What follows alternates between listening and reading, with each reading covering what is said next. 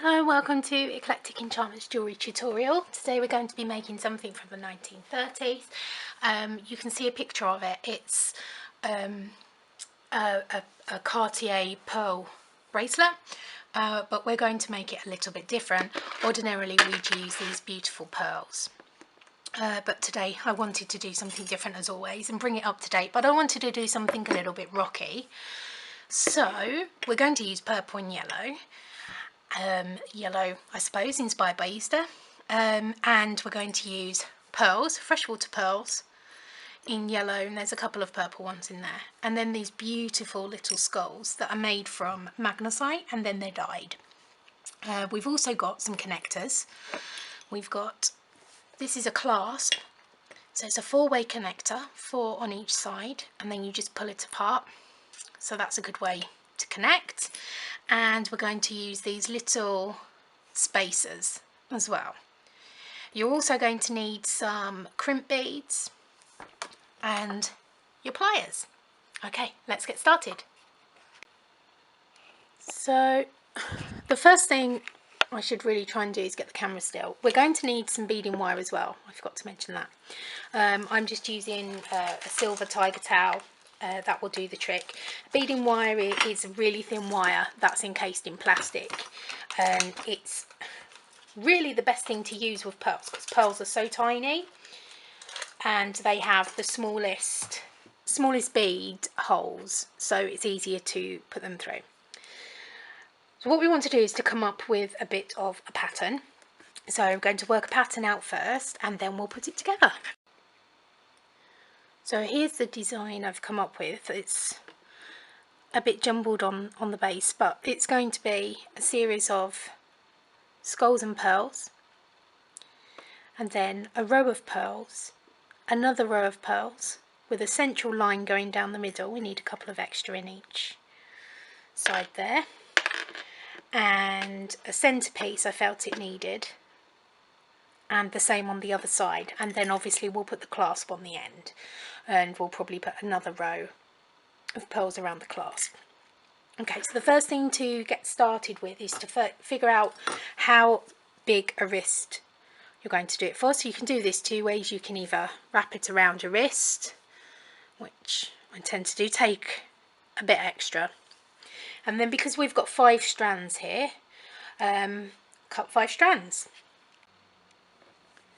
So as you can see here, I'll just make sure I'm focused, I've attached the wires, and I'm going to show you how to do the last one. You'll see that on mine I have got 2 in the centre. That's because each of these centre ones, I've got 2 because my spacers that go further on have actually got 5 holes.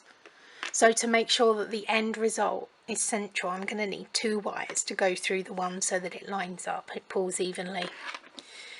Okay, all you need to do is take your wire, and you're going to need your crimp bead, which is a small ball or tube that can be squished. Just put it onto your wire and then really simply thread that through. Oh, sorry, can't really see with the light there. Thread that through there, through the hole on your spacer or your clasp, fold it over and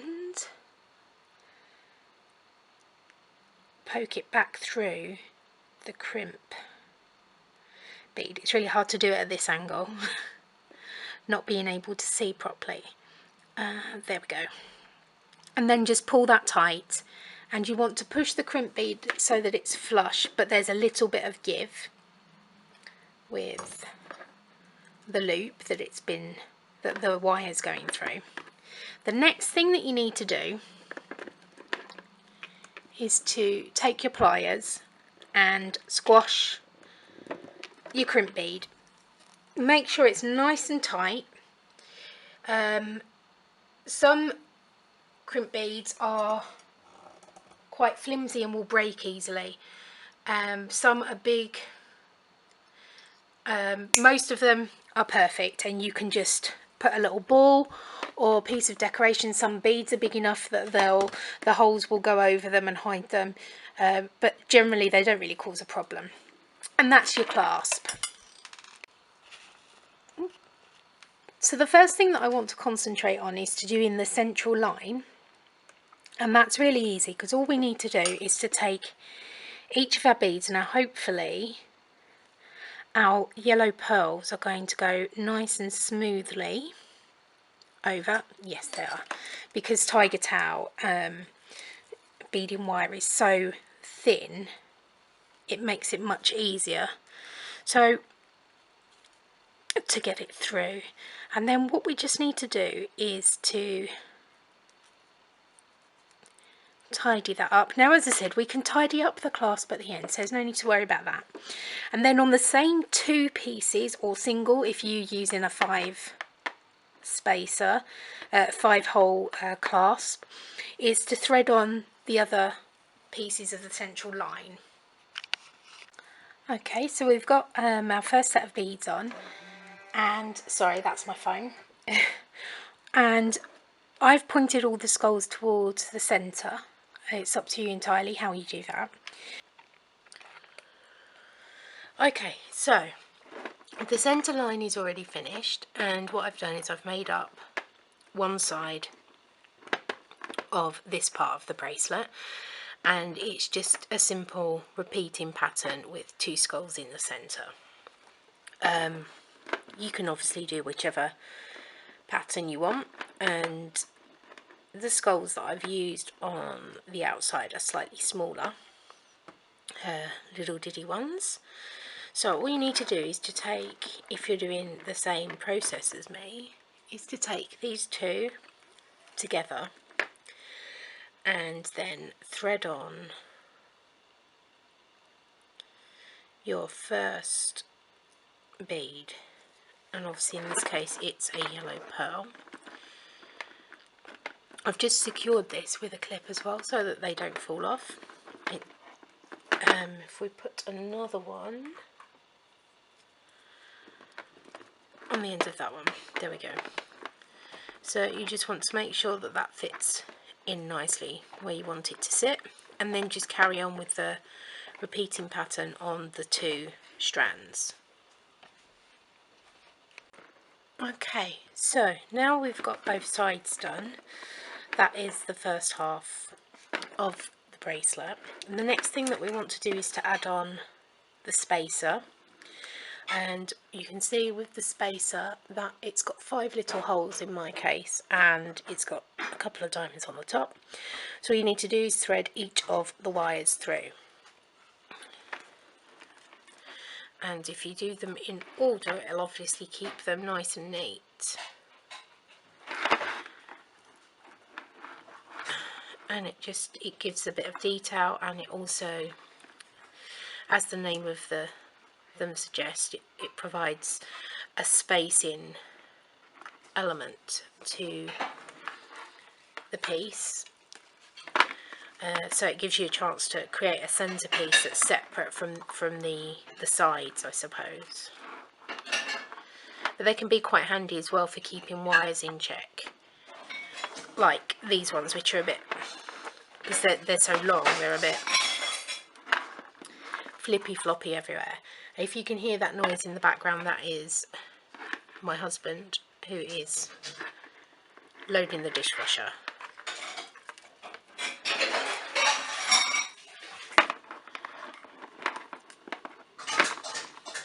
Okay, so then you just need to push everything into place.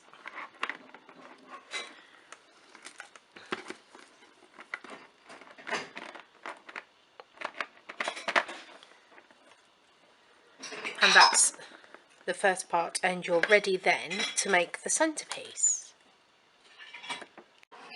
Okay, 2 things that I should note here. I realised that I had an extra bead, an extra pearl in this side, so I've corrected that, and now it all sits properly. And also I've been using these little tiny beads. They're actually the same as the skulls, made from magnesite, or some of them are howlite, depending on where you get them from, and then they're dyed, and they're just little seed beads. I think they're about 2 or 3 mils, but they might be 4 mil beads that are just perfect for adding a little bit of extra colour and a bit more leeway with the amount of pearls that I've got. Okay, so now we're on to the centre.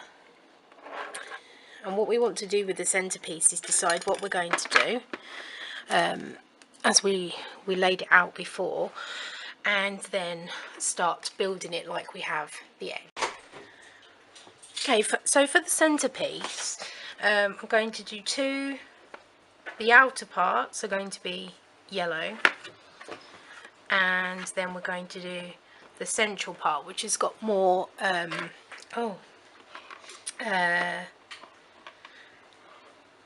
it's got a couple of purple skulls added in. Now I've faced the yellow skulls away towards the clasp. All of these ones in the centre are facing towards the opposite end, and the ones on the outside are facing away. It just keeps a pattern. So I've clipped this end to keep it secure, clip the other end out of the way, and then we want to take the 2 central wires and just thread on the beads. And you want to get it quite tight, but we can tighten that up once we've got everything on. So we want to make sure that we're facing the skulls the right way if you are doing a pattern. So these ones need to go away from the clasp, so the chin's facing away, and then you just carry on with your pattern, just repeating, or you might do a random pattern, whichever you decide to do. Obviously this is just based on the idea of having the pearl bracelet, so we've got the pearls in there from the 1930s inspired piece, and the actual layout of the piece again is inspired by the Cartier image of that beautiful pearl bracelet, but we've just brought this right up to date, given it a bit of a rockabilly look. And I like yellow and purple together. If you look at flowers in your garden or around the parks or whatever, you always see purple and yellow together, and it always looks really impressive. Especially at the moment, there seems to be quite a lot of I'm not sure what the flowers are called. They look like miniature tulips. Anyway, so we've got the central piece on now. Now I've stopped babbling on, and all we need to do is to just connect that. Just secure that there, and then you can do the outside piece. There's no point you sitting here watching me do that. So we're just going to add on again the yellow for the outside. So the central piece is now done, and if you pull it nice and tightly and you place the other spacer on, you can see how the finished piece is going to look. The next thing to do is to just follow the pattern in reverse on this side and place them all on the strands at this end, and then we just need to put on connect the wires to the other end of the clasp. So if we just follow this in reverse, and then we'll do the clasp connection. Okay, so the last thing that we need to do is to attach the clasp, and to do this you do it exactly the same way using the crimp beads, except you're doing it in reverse. So you just thread this one on to the wire, around the loop, and back through the wire and crimp. And here's the finished bracelet. If I undo the clasp, you see I did something slightly different at the end, rather than crimping each individual one, I wrapped them around because I wanted to add a charm on. And you can get these little, they're like little crimp bead covers, and they've got a little hook on the bottom of them. So I just made a little charm and added that on, and you can see that's the finished bracelet. It's really simple to do, and it's obviously, as I said, inspired by the Cartier pearl bracelet from the 1930s, but just with a modern twist. And we've kept the pearls in, and we've kept the basic design, and I think it's come out really well.